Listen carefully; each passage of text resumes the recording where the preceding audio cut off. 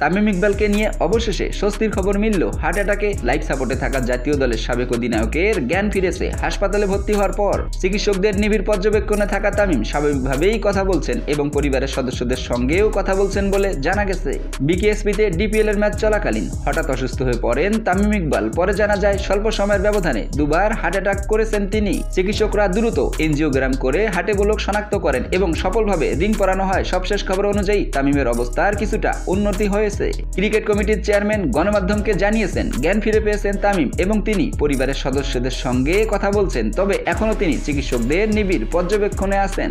চিকিৎসকদের ভাষ্য অনুযায়ী রিং পরানোর পরের এই সময়টা খুব গুরুত্বপূর্ণ। এখনও ঝুঁকিতে আছে তামিম। ঢাকা প্রিমিয়ার লিগের সোমবার সাভারের বিকেএসপির ৩ নম্বর মাঠে শাইনপুকুর ক্রিকেট ক্লাবের বিপক্ষে ম্যাচের আগে টস করলেও অসুস্থ হয়ে পড়ায় ফিল্ডিংয়ে নামতে পারেননি মোহামেডান স্পোর্টিং ক্লাবের তামিম ইকবাল। খেলা শুরুর আগে হুট করে বুকে ব্যথা অনুভব করায় বিকেএসপির কাছেই ফজিলুন্নেছা হাসপাতালে নার্সিং কলেজে ভর্তি হয়ে যান তিনি।